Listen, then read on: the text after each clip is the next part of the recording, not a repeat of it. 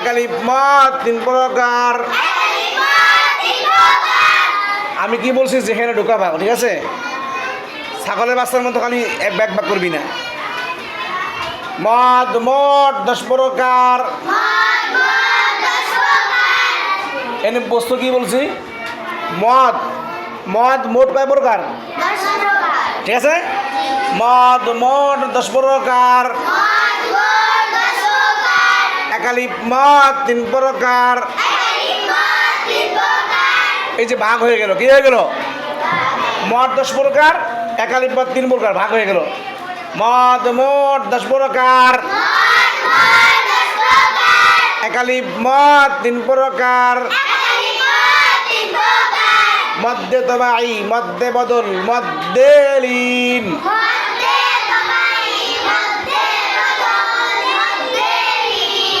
আমি যেমনি বলেছি সেমনি শেখ। মধ্যে তবাই, মধ্যে বদল, মধ্যে লীন। মধ্যে তবাই, মধ্যে বদল, মধ্যে লীন। যেটা ঢুকছে মদ মোট কয় প্রকার? একালিপ মদ, তার মধ্যে নাম কি? মধ্যে তবাই, মধ্যে বদল, মধ্যে লীন। এই 3 প্রকারের মধ্যে আমরা শিখবো আজকে কি? শুধু মধ্যে তবাই। ঠিক আছে, কি শিখবো? মধ্যে মধ্যে তবাই। জবরের বাম পাশে খালি আলিফ মদের হরফ। বলো, জবরের বাম পাশে খালি আলিফ মদের হরফ। বলো, জেরের বাম পাশে জসমলা ইয়া মদের হরফ।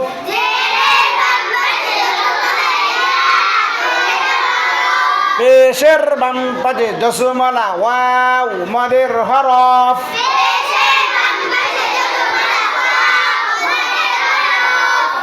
বুঝছো? মনে থাকবে? জবরের বাম পাশে খালি আলিফ মদের হরফ। পেশের বাম পাশে জসমলা ওয়াও মদের হরফ।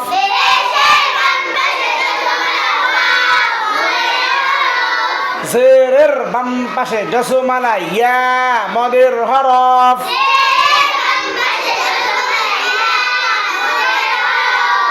মদের হরফ হইলে, ওই 3টে বলার পর কি বলছে? মদের হরফ হওয়া লাগবে। মদের হরফ হইলে একালিপ টানিয়া পড়িতে হয়।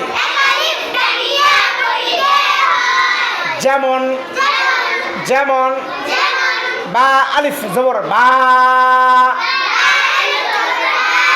বা ওয়াও পেশ বু,